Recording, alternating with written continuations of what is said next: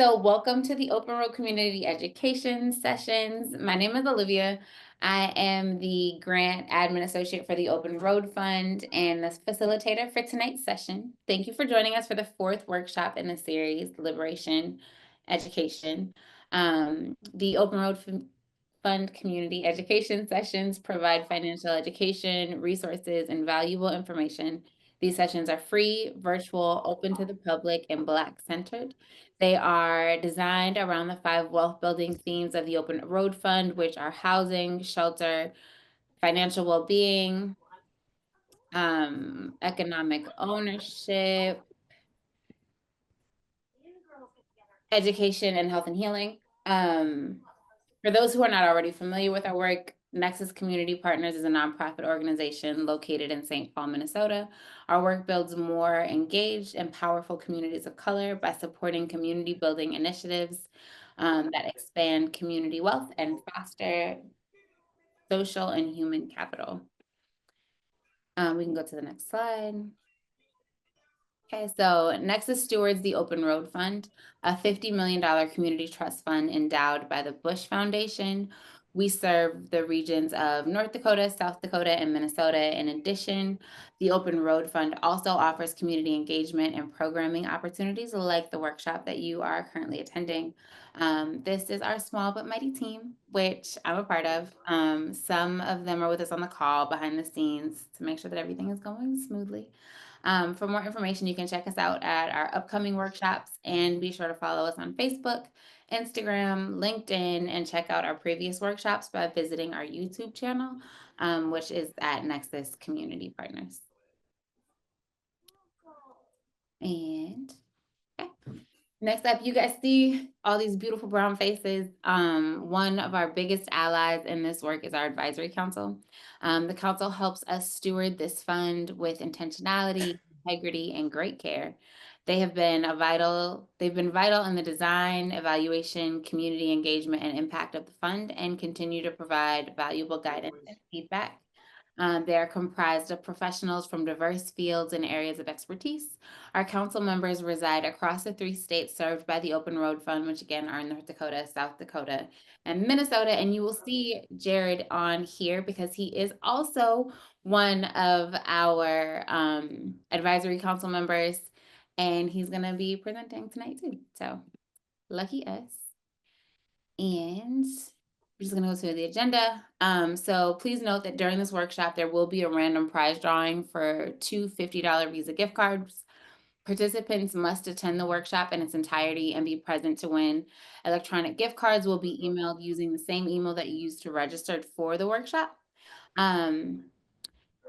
So next, we are going to take a look at a clip. This documentary clip that we're about to see is called Chasing the Dream. It focuses on what was called segregation scholarships for many Black people living in the South. It was the only way to pursue an education, especially in like advanced degrees.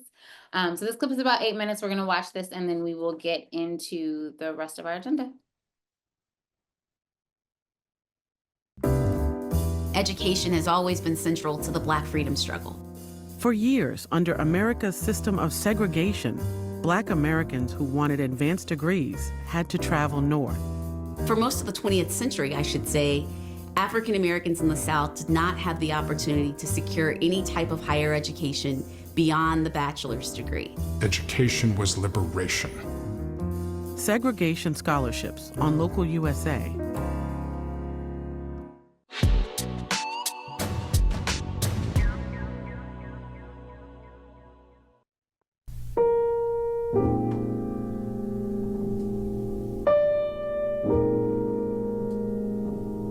During a time where African Americans can't eat at lunch counters, can't try on clothes in department stores.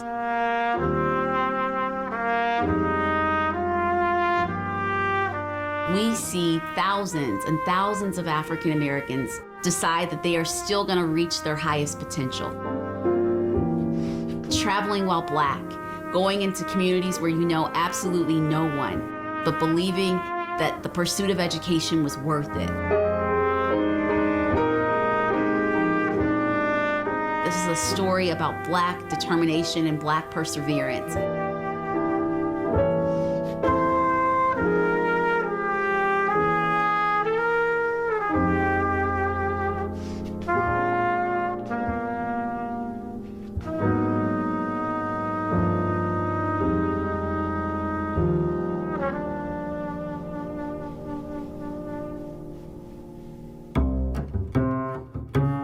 For most of the 20th century, I should say, African Americans in the South did not have the opportunity to secure any type of higher education beyond the bachelor's degree. There's not one single public institution, an institution that's supported by tax dollars, Black and white tax dollars, allowing African Americans to pursue post-baccalaureate study. So we take something like the University of North Carolina or the University of Georgia or the University of Florida. All of these Southern flagship institutions have an array of graduate and professional school programs, but those programs are off limits to African Americans. So any African Americans in the South desiring a master's degree, a doctorate degree, a JD or an MD or a DDS had to travel outside of the state to receive those opportunities because all of the states of the former Confederacy and all of the border states refused to put post-baccalaureate programs at their Black colleges. African Americans are having to have this migration, what I call a forgotten migration, to the North, the Midwest, and the West to receive the same educational opportunities that white Southerners could receive at home.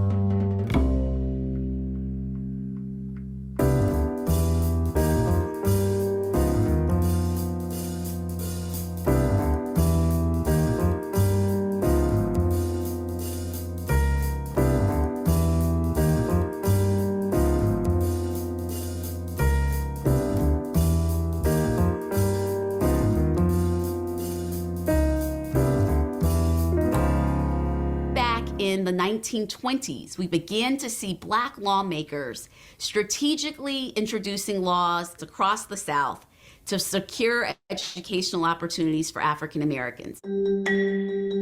Missouri elects its first Black state legislator, and it was a man by the name of Wathau Moore. So he introduces a bill in 1921 to upgrade Lincoln University, which was the only public Black college in that state. His bill says until the state invests as it should in Lincoln to make it the Black counterpart of the University of Missouri, the state should pay for Black residents to go out of state and secure the same educational opportunities that white residents have. What we're going to see is it's a domino effect. Between 1921 and 1948, 16 southern and border states created these programs where they used tax dollars to compel African Americans to go out of state for anything beyond the bachelor's degree. I have coined this tuition assistance as segregation scholarships because essentially the purpose of this money is to preserve segregation.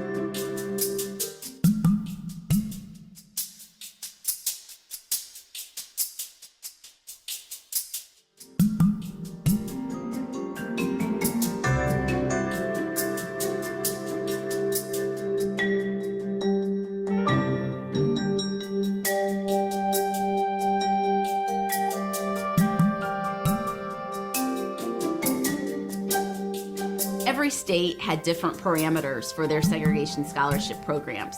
Most states paid the differential between the cost of attendance at the flagship in that state and the cost of tuition where a student actually attended.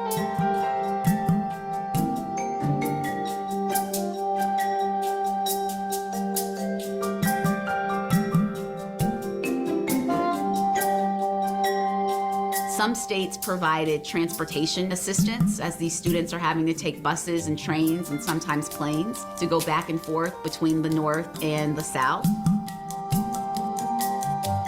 Some states provided a living stipend with a recognition that living in the North, Midwest, or West was often a lot more expensive than living in the South. So when African Americans are demanding the opportunity for graduate study, what they're saying to Southern state governments is we are citizens. And in the same way that you provide opportunities for white Americans, we demand opportunities for ourselves.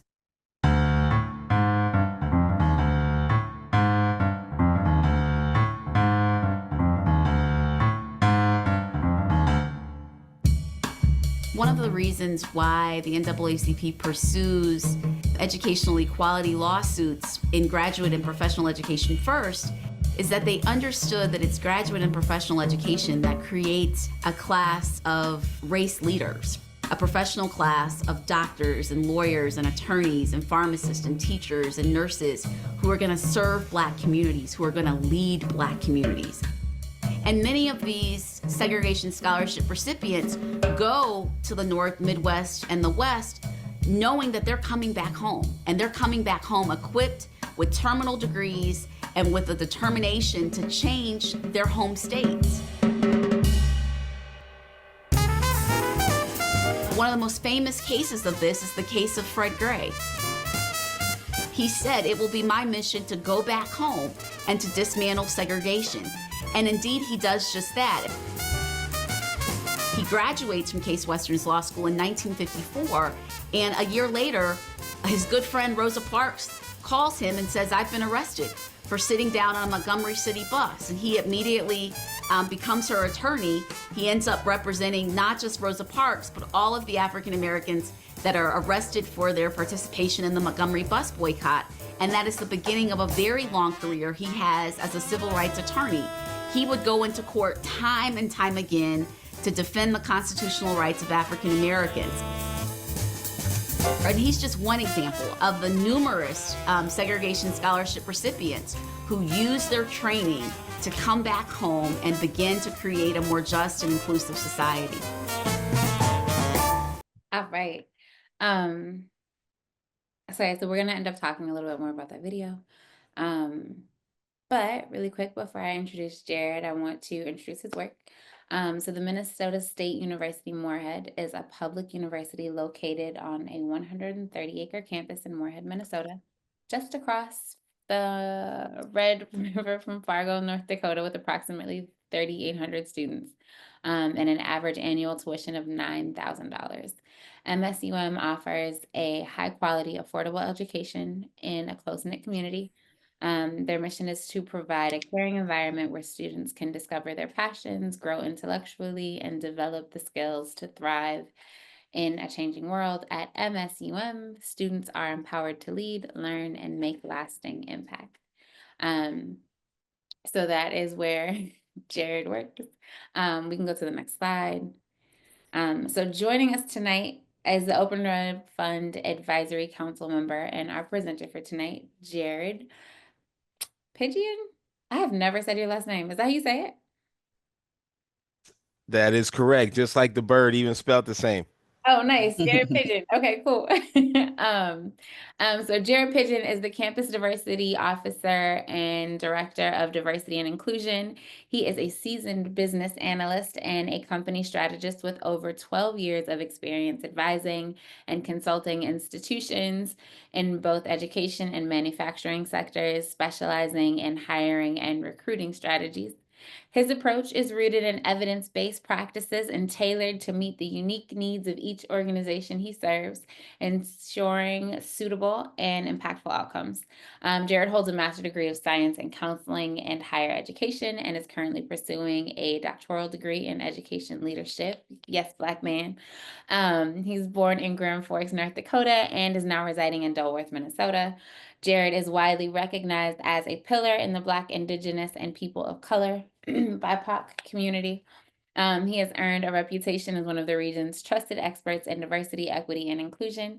He is proudly raising 6 children alongside his partner, Tina. Thank you, Jered. Thank you for that kind opening. Thank you. Sure. So we're gonna start you out with some discussion questions, unless you wanted to like say something about yourself before we hop in here. No? All right, cool. Let's jump in. Let's have a All right. conversation. Love it. Okay, so as we saw in the documentary we watched earlier, the historical relationship between African Americans and higher education has often been one of exclusivity, marginalization, and exploitation in some cases. What are some restorative strategies that educational institutions can implement to create more inclusive and equitable educational opportunities in campuses? Yeah, good question. Welcome and greetings, everybody. Glad here to be here with you. And yeah, just as we begin the conversation tonight and open up talking about that video, That video, first of all, explains and highlights a real complex and painful time in African American history, particularly in the education system. The video also goes on, which reveals, which many folks were unaware of. Right, the experience of the Black people, the African Americans in the community, so much so that even talked about the Green Book in there, and the Rosenwald skulls schools. And so this right here, this video it's a good video in its entirety. I recommend the audience to go back and watch it. And we just seen a clip, but definitely wanted to highlight a little bit of that. To get to your question there, Olivia, thank you for that about the restorative practices. Educational institutions play a unique role. Um, they have the responsibility of educating, right, our youth, right, our workforce, our community members. And so when our educational institutions also bring forth a philosophy of healing and community building to address some of these historical exclusions, right? Some of which you saw in the film. This creates a more holistic learning environment, right? It allows learners to see themselves in the curriculum, see themselves in the material, and then ultimately, feel like they belong. So, what are some strategies? Well, at Minnesota State University Moorhead, I'll refer to it here on out as MSUM. Um, Last week we hosted a regional restorative justice conference in which we partnered with our sociology department, our local criminal justice agencies, folks doing restorative repair harm models, and we brought all them together. We had a couple days together. We did some community circle dialogues. We brought in some of the schools. What are the schools doing? The K-12 schools. What's the juvenile systems doing? What's the judges doing? What's the lawyers doing? Right? Bringing all these people together. So, that's one of the strategies that these colleges and schools can play. Another thing is we can continue to offer training in the form of bias training, microaggression training, and sort of mandate these for our employees, and so that we understand that people are being able to support our populations in the ways that we can. And the last thing I'll add on this here question is, another way to do these restorative practices within the educational institutions is to create these support centers. Like on our campus, we have a Rainbow Dragon Center, right? We have a women's center. We have our intercultural center, our American Indian Center. So these type of centers help once again bring representation to the students, but then also so that they can see themselves in the building. So, I'm gonna move on to the next question in just a second, but I want to let everybody who's attending know that if you have any questions about what Jered is talking about, put it in the Q&A. We're gonna have a Q&A after this too. But so if you go down to the bottom of your screen, it'll either say Q&A, you click more, and then you'll see Q&A there. Just so you know. Also, you can put things in the chat, and Lavash is monitoring that too. But we are going to go on to the next question.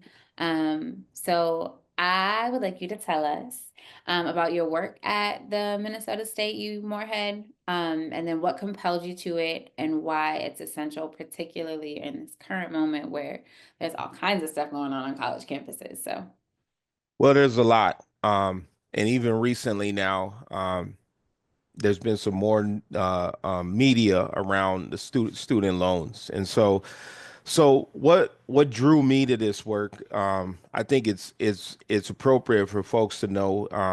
I consider myself a non-traditional first generation African American man. I'm also biracial, right? And so I navigate this complex identity. But, I had stopped out of school after the ninth grade. I was raised by a single mother. We struggle with dollars. Mom also has some mental health struggles, right? And so she's trying to raise two young men, right? And on top of that, we were both diverse. My mother's Caucasian, right? So she had a lot of complexity just raising a guy, right? But but where I come to this work in is I then went on, did my GED, like you see I'm working on my bachelor's degree. I did do my GED. I did then I went on, did a 2 year degree, and the 4 year degree and the master's, and subsequently working on the doctorate. What I say, the reason I kind of frame that up for students and for y'all is also that I'm not the sharpest tool out the box. I've been around the block. I've seen a lot of things, done a lot of things. Um, my stepfather that raised me up to about the age of 15, he was born in 1937. He was a black man from Tennessee. He always had this philosophy in me that education was the equalizer. And so I didn't really realize what that meant until I dropped out of school, and then I was trying to navigate the street life a little bit, and it just wasn't working.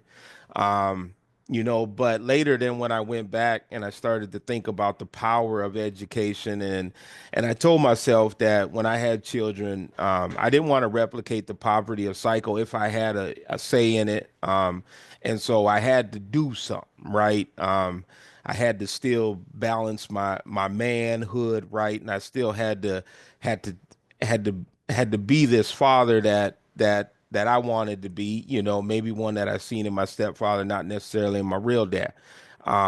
But how I came to this work is kind of through that. Like I said, I was just finishing my last degree also, and the person in the diversity office said, "Man, there's not many African American men that graduate." And so by that stat alone, I was sort of putting in a category. But then, like I told you, where I'm at up here in Moorhead, Minnesota, which shares a river with Fargo, North Dakota, um, we only have maybe about, you know, 8 or 10% of students identify as black, right? And of that, maybe 4 to 5% go on to graduate. So whenever you can cross the finish line, as when we see one of these, particularly the black men, they even struggle at a higher rate than the black women, but both graduate at lower rates than say comparative groups. I got a position offered. And really, once I came into the work of diversity, I loved it. I mean, I got to hang out with my peoples like all day, right? And then all of a sudden, being in this predominantly white institution didn't really feel predominantly white because all my staff were people of color. The students coming around were people of color. And so ultimately, that's how I kind of fell into work. Why I stay in it. Just because I think that I'm here, I've achieved some of these things, and so forth. I have a responsibility to the next generation. So that's what kind of keeps me in it. Okay, so thank you for that. Um, Next one we got is what role do community-based organizations play in shaping the value of post-secondary education among Black people? Yeah, well, community-based organizations, first of all, serve as a vital intermediate between the education institutions and some of our marginalized communities. They provide resources, support that resonates with the people, um, particularly around their lived experience, right? So take example the Nexus, take example the Open Road Fund, right? Right now it's creating a what I call a vehicle for information delivery. And right now that's through the Zoom information. So that's an example of what a community-based organization can play. They also offer culturally responsive programs. Right now, DEI in the federal government's lens are some bad words, right? Well, many of us probably on this call probably call ourselves part of the DEI group, right? So what does that mean? Once again, when we look at the labeling theory, we look at, these historical exclusions, right? How do we continue to see ourselves in this world, right? In this field of education. So with these community-based organizations, they can sometimes do things that we can't. We're thankful that we're in a state of Minnesota and not in other states because we have a governor, a legislature, and a trustees system that, is supportive of their work. But these community-based organizations can partner with us. They can help be like what I'll call recruiting channels. So they can be like, hey, I know Sally down the block. Hey, she's interested in the school. Hey, you should go talk to Jered over there. Serve as kind of that bridge. They can provide mentorship programs. Some of the things I did in, what I work with, in my community is I also work with groups that do various mentorship programs where we try to educate the youth about, professionalism, working in a business setting. What does it look like, right? How does it look like to have who you are, but then also enter into these other value systems, and then you still need to operate. No one's saying abandon who you are, but there are rules, there are procedures, and so what does that mean, right?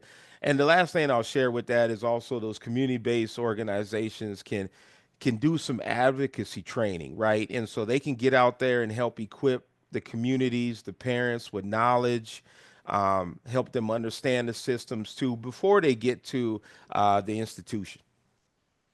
So, thank you. Okay, so what advice can you offer to first-time degree seekers? So support systems, take advantage of office hours, academic advisors, like what advice can you give to us, to them, hmm everybody? well, the first thing with whenever you're a first in anything, right? Your first time making a quilt, first time cooking some stew, first time cooking some chitlins, whatever it might be, right? You don't know what you don't know unless someone told you.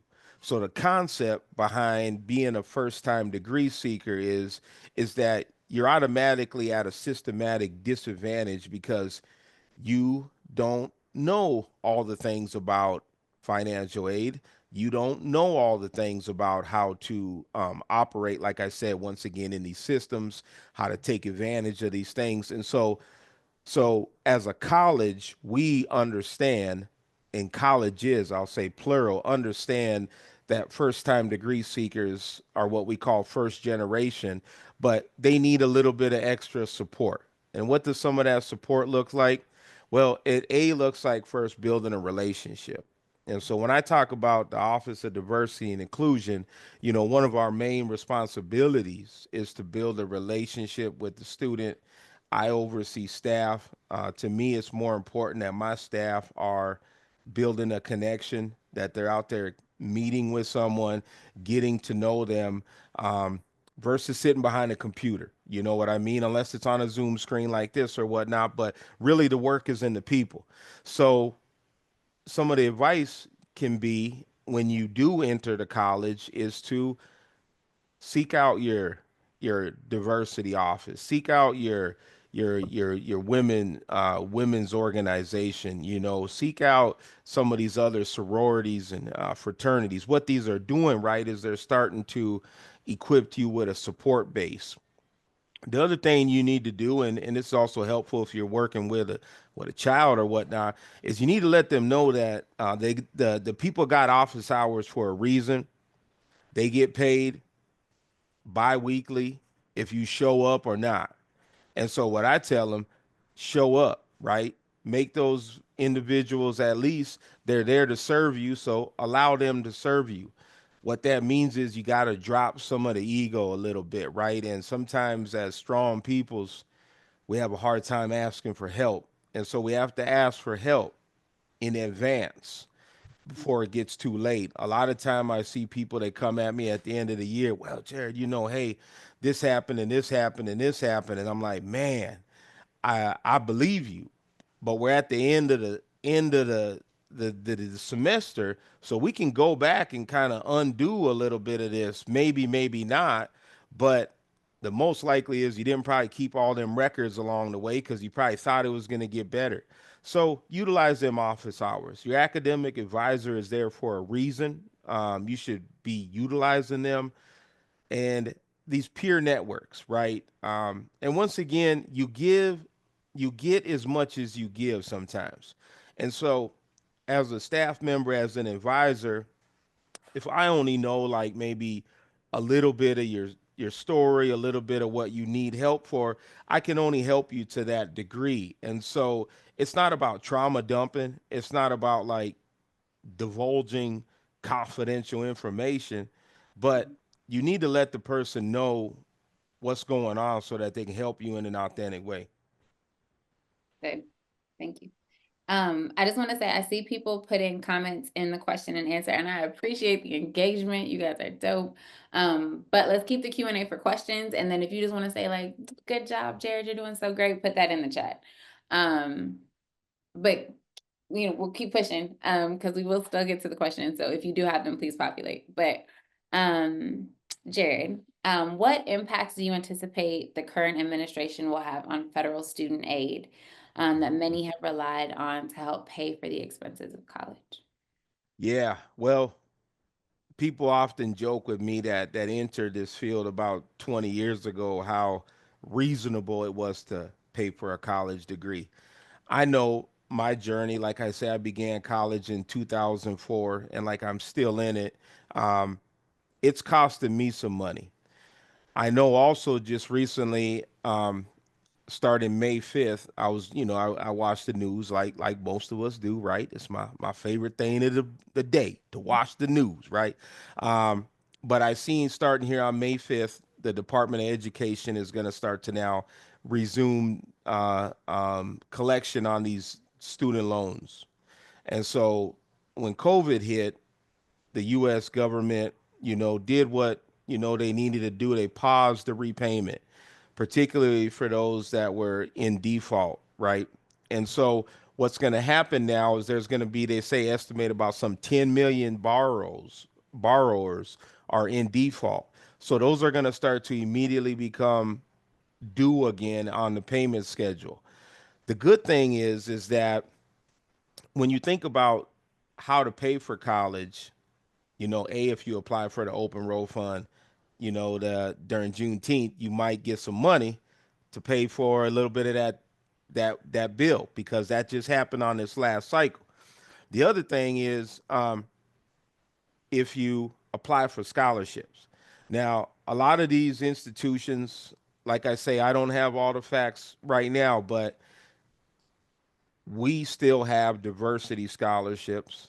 We have scholarships. We have Pell-based scholarships, which is a financial threshold, and so we have what they call, Minnesota has this North Star Promise. So if your family makes less than $80,000, your children can go to school for tuition free. They still might have to pay the housing and the food, but if they live at home, eat off campus, they wouldn't have those bills. That's where that $9,000 number comes from the college. That's just pure tuition. It costs a little bit more money to live on, but there's scholarships. There's obviously, depending on where you are in your journey, right? If you're a sophomore in high school, the information looks a little different. We need you getting in there, doing the instrument, playing a sport, doing some sort of extracurricular so you can get a skill that can get you ahead of something. The other thing is, there's financial counseling out here. And so if you're at a job, right, what I would do, and this is even some strategy move, right? Even McDonald's has, a tuition program, right? Target, likewise do the manufacturing jobs. And so if you're not aware, check out your human resource, right? Ask them, hey, do y'all have any tuition benefits? That could be one way. You know, stay tuned to the channels, right? Advocacy.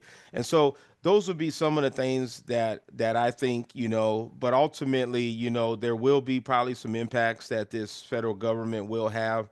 Um, Hopefully not many. These are federal programs, but they've been around for a long time, so it shouldn't be undone quite easily. Yeah, same. Okay, so please, Jered, talk about any alternative financing options or creative ways of financing in education. So I know you did just talk about reaching out to your HR department, looking into scholarships, and like colleges like you have different programs that help. Are there other things that we can think about to help creatively pay for college? Yeah. Like I say, and this question is, looking at it from the gamut of ages, right? So thinking about someone that is 16, also thinking about someone that might be 50 and trying to go back, right?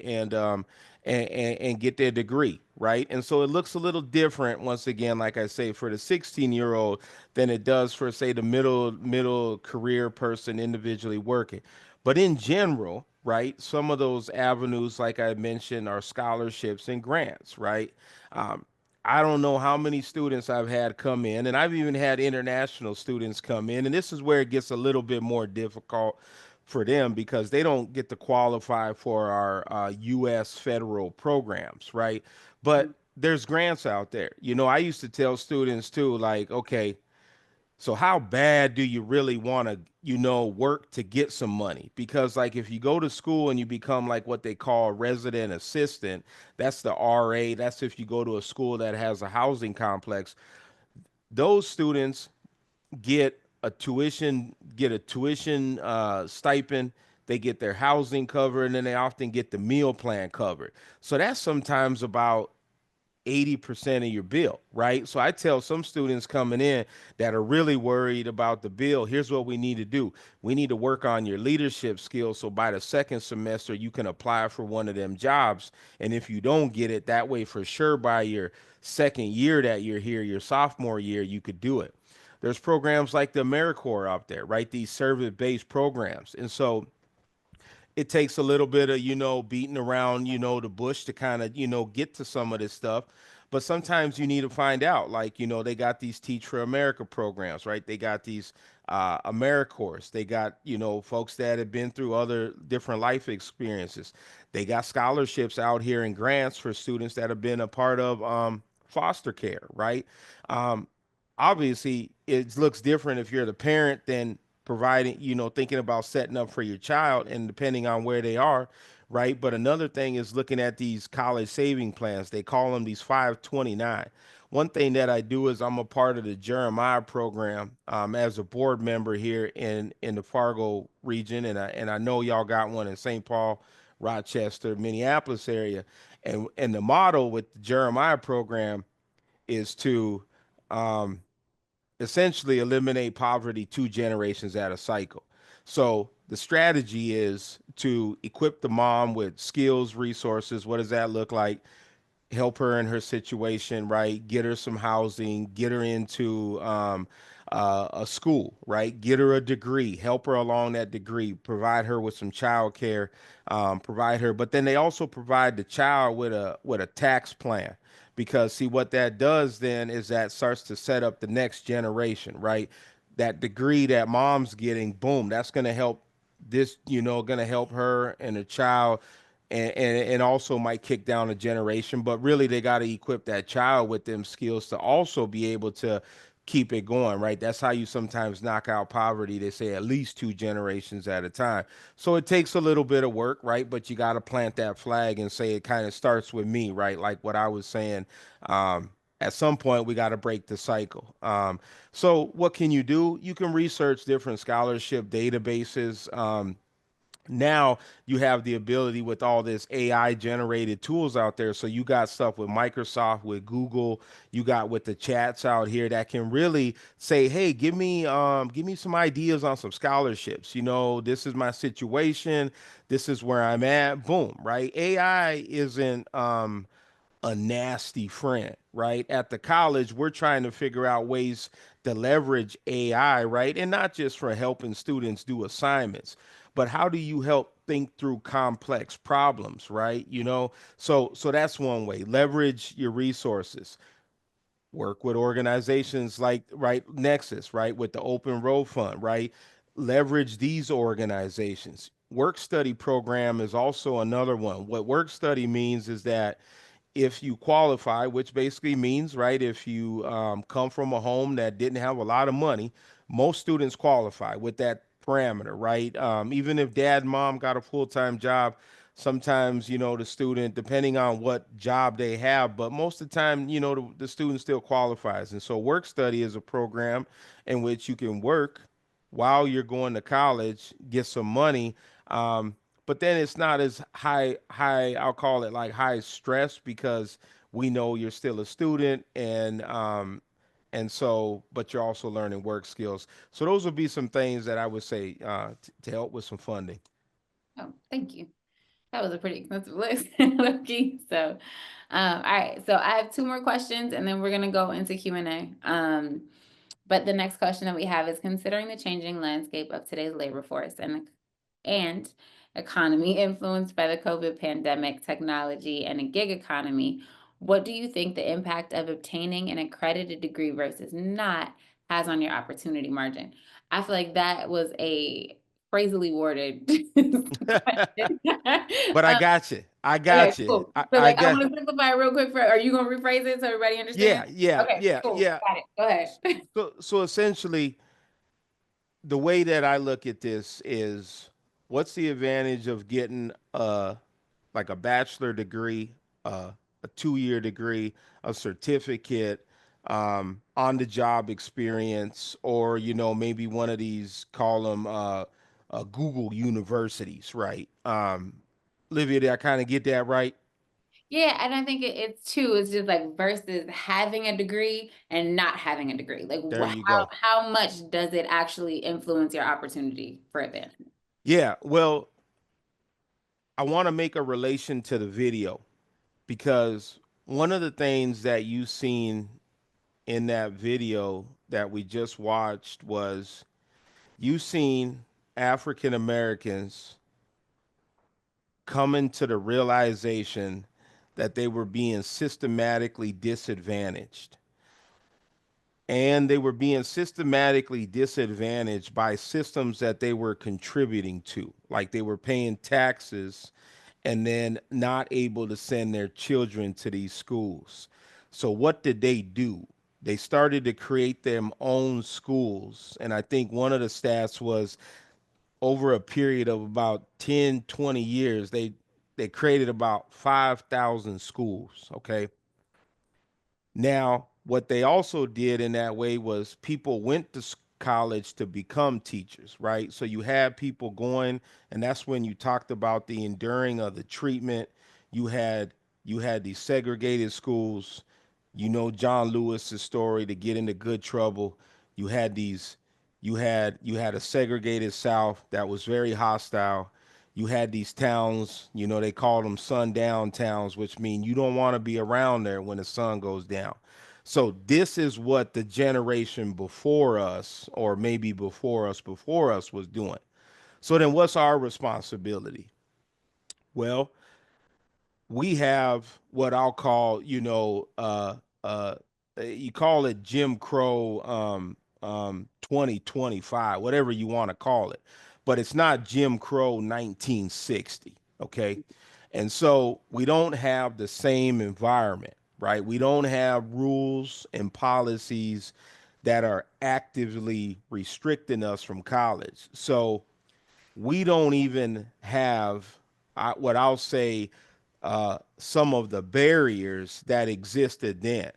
So now, when we go up to thinking about what's the responsibility now, once again, what is the responsibility, right? What is your responsibility, right? And when I decided that education was going to be my route, I knew I was either going to go, I was going to two houses, right? It was either going to be to the prison house, right, or the education house, because there's really only a couple tracks out here, right? I mean, the middle of the road don't really exist for many young black men, especially that come from, high poverty areas that have absent fathers. The path, you can almost write this book.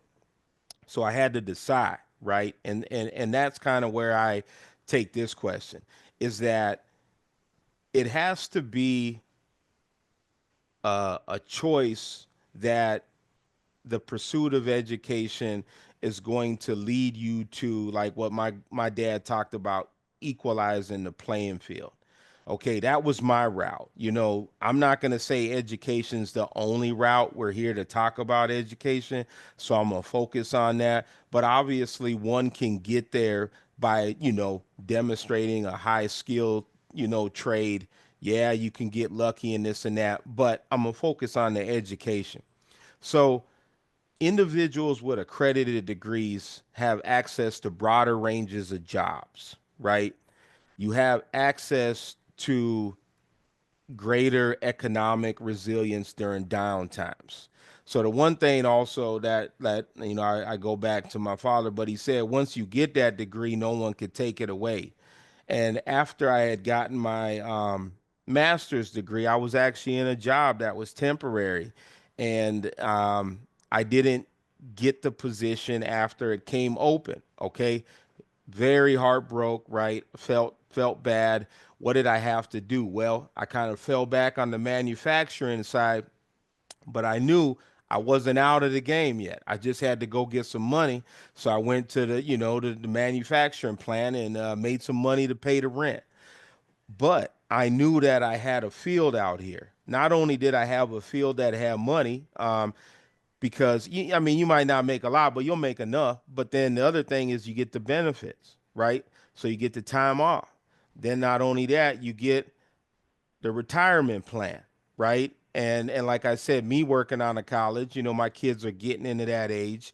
But if they go to school where I work, then they get my benefits of being, a discounted tuition. So we seen what happened through COVID, right? They called a lot of black and brown communities the essential workers, right? That's what they did. They became essential during the pandemic, right? But what did that mean? That means you had to put yourself out there in risk. That means you had to bring it back home to the family, grandma, grandpa, auntie, uncle, your Baby. children. Go ahead. I was just saying the baby. The baby, you know what I mean? You had to do this, right? And but you became essential. You see what I'm saying? They gave you a title, a lot of folks. And so, but what that did though was folks like, that were in the degrees and the colleges that were working in the home, business kind of shut down. They went on the virtual world. They turned, oh, wait, let's do some of this work platform.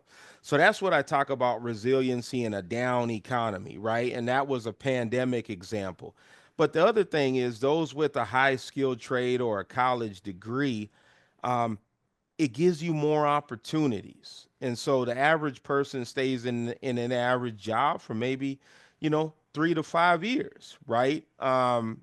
Not because it's just because there's so many opportunities. It ain't like before people would go work for one job all their life. It ain't like that. So this is what I would say. And then ultimately, when you have such a low unemployment rate, what happens is employers get more of a choice of a selection. And so oftentimes they can select who they want, not maybe who is available, but because they have more opportunities. And those folks that sometimes get selected are those ones with degrees, with advanced certificates. And so those are some of the reasons that I'd advocate for, continuing the learning. Yeah. All right. Last question. So, in your opinion, what is the purpose of an education? hmm Well, this kind of sums it all up. Like I believe, and this is what I tell students, and this is what I tell the families, right? When I meet with a black family that comes from Minneapolis, and they're like, "Why should I bring my son up here to Moorhead, Minnesota?" I think it's going to be hostile. I think it's all white people around here. I don't know if I want to do it. Can you help me understand how they're going to be safe? And then I be real with them. I just let them know. Well, first I paint the picture of here's what it is. You're right. On our campus, we have about 80% of the students identify as Caucasian. We have about 20% of them that identify as BIPOC. Within that, we have Office of Diversity and Inclusion. I can tell you too that our African American graduation rate is at this. And then I can say, here's what I often see as the common denominator. The common denominator really becomes about why are you here? I tell them. And if the student is there to get a degree, then guess what? They'll get a degree because they'll do things that degree people do to get a degree. What does that mean? They'll go to class. Not all the time. You'll miss some class, but you go to class, right? You'll do the homework, right? You might only stay out till midnight. You know what I mean? Whatever the time is, right? So you'll do those things. So this is what I tell them. But then not only that, when their son graduates, their daughter graduates, they enter into a field of um, not many.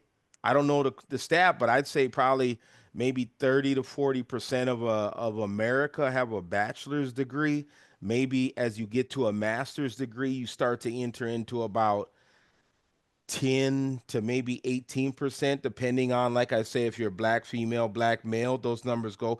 But then when you start to enter in another, the terminal degree, you start to get into about like 3 or 4% of black people have a doctorate degree, right?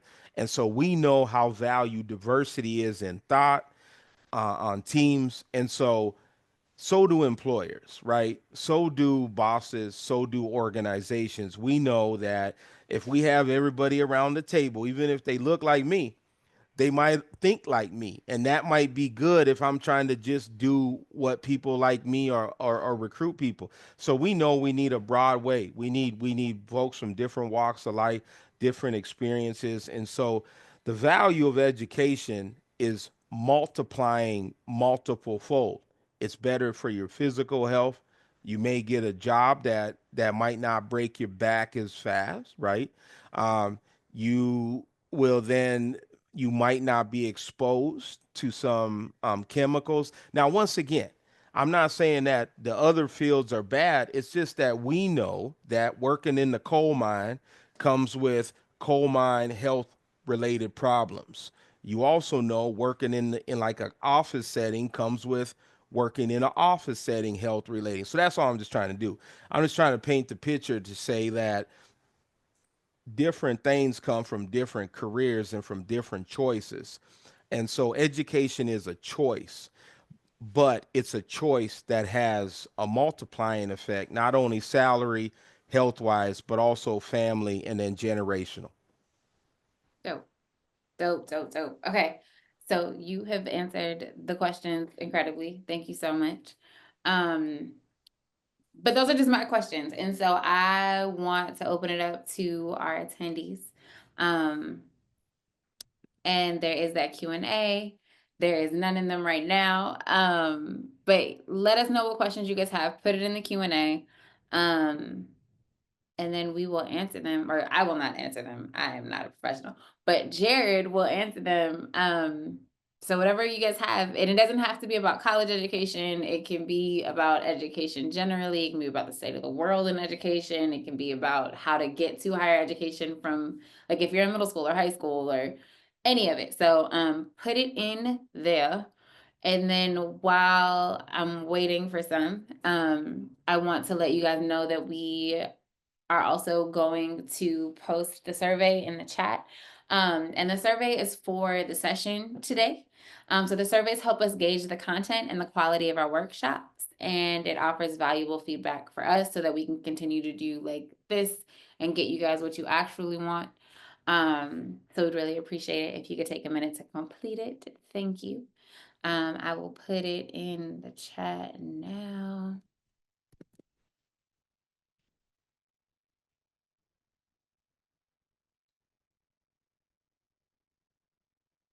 So yeah, if you guys can take a minute to fill that out, that would be awesome. Um, we still don't have any questions? Yeah, we'll just, Okay, we'll give folks, some time here, like what brought you, right? Like, as I'm thinking about the audience here, and anything, right? And even if it's a thought, it doesn't have to be a question. What brought you here tonight? Where are you with the journey, right? Is it you that's trying to do a further degree? Is it your child, right? Is it your partner, right? Is it your parent?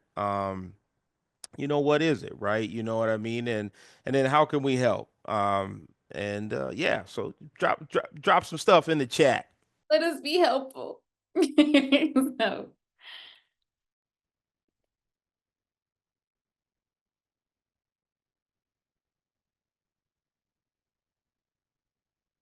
all right, we'll give you a couple more minutes. Um, See if anything comes up for folks. And let's see, do I have another question for you? I don't know. Do you have a question for you? Yeah, why don't let me ask you a question. So what were you thinking coming out of high school, right? When you were thinking about, like what should I do, after high school or whatnot, or yeah. Yeah, so I wanted to go to North Carolina A&T, Okay. and so that is the only college I applied for, and it was a fail because I did not get in. So then, I ended up going to the University of Minnesota. I didn't even live here, but my family was up here. Um, so I went up here and I graduated in sociology. And the only reason I chose sociology was like, I am interested in this. I am interested in this, and so I will finish it, and then I will have the degree. And nobody cares what my degree is in any way because I'm not trying to be a doctor. Right. Um, so yeah, so for me, that's what I did. I was like, the value of this degree is that it will open doors for me down the road, regardless of what it is in. So I chose my major completely just based on interest. No, you know what? I actually also double majored. One of them was sociology, because I too is actually writing a school on. So you're talking about yeah, choosing degree. What I would say to that, and Mia, please, tell us a little bit more, like if the topic is how people choose school, or how people further along.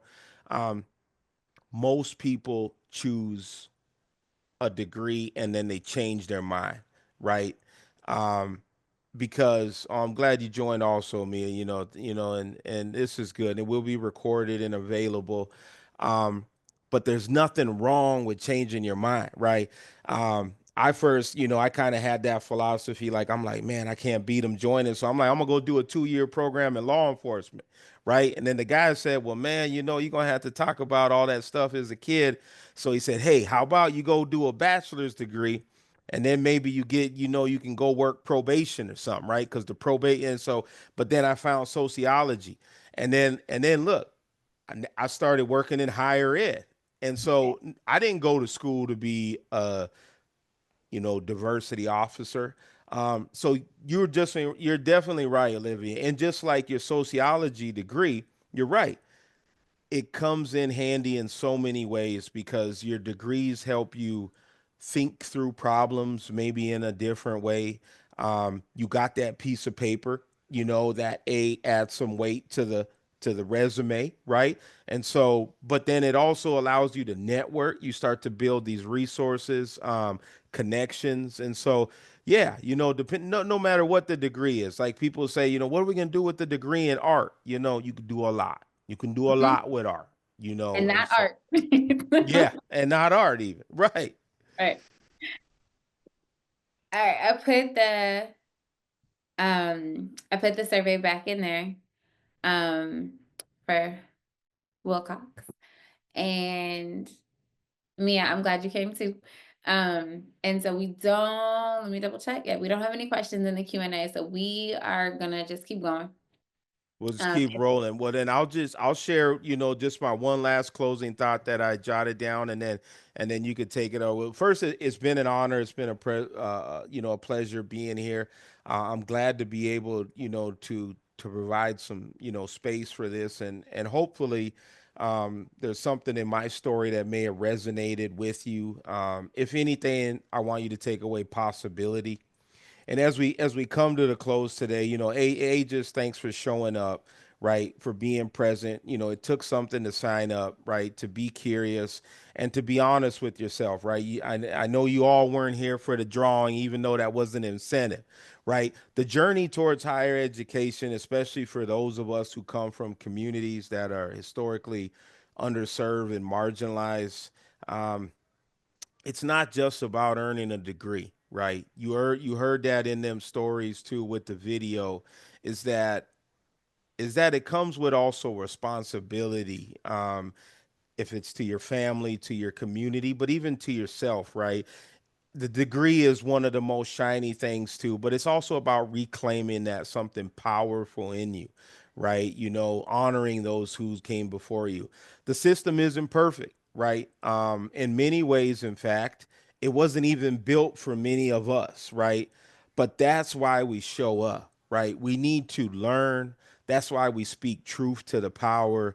because each time we enter these classrooms, right, and we start to change these demographics, we start to write a book, we start to own a business, right, we start to mentor a child, we reshape what's possibility. And so I just encourage you to continue to hold on to that why, keep that why near and dear to your heart, and remember the reasons that you began the journey, right? And lean into your community, lean in your family, your ancestors, and also keep imagining that future self. So thank you. You've been great. Appreciate you.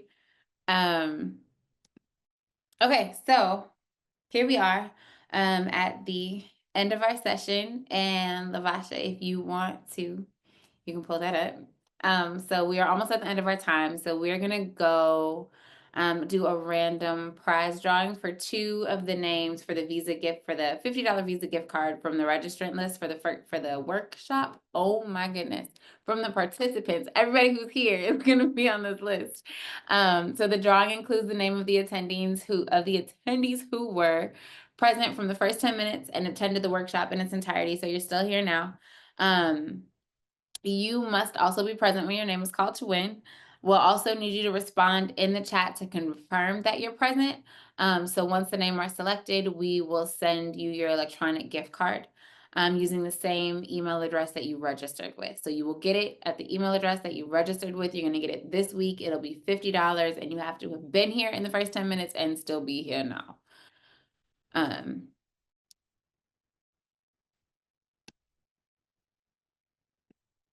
All right, go ahead, spin it.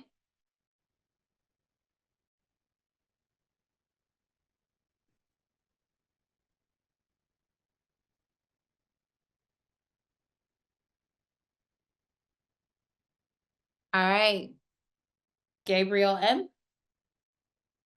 If you are here, put like, hi, I'm here in the chat so we know that you're here. Otherwise we'll respin. Oh, look at you, you're here. Dope. Oh, Monday is the M. I like that. That's dope. Gabriel Monday, congratulations. You get him $50. Okay, next one, let's go.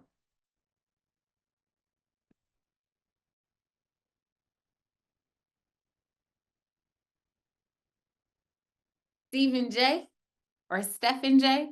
I don't know how to say it. It's Stephen or Stephen. Are you here? Put it in the chat. Say hello. Oh, look, you're here too. All right, we got both of them. All right, so congratulations, y'all.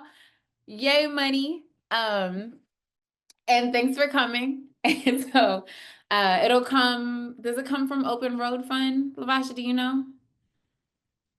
Yeah, okay. Yep, it'll come from Open Road Fund. Okay, so it'll come from the email address from Open Road Fund. It'll be $50 Visa gift card. Congratulations. Thanks everybody for coming. We're also going to send out, so if you didn't do the survey, I put it in there a whole bunch of times. I'm gonna put it in one more time, just in case you didn't see it. Please take the survey so we can make this better. And let us know if you liked it. This time we tried to make it great. So, let us know if we did that. And you're also gonna get a list of resources that we did not put up on the screen, but that way, if you guys have any questions, we can give you what we got. And other than that, we're done. Right? We did? I don't see any more slides. Okay, cool. So you guys can pop off. Thank you so much for coming again. Y'all were great. Jered, you were great. Lavasha, you were amazing.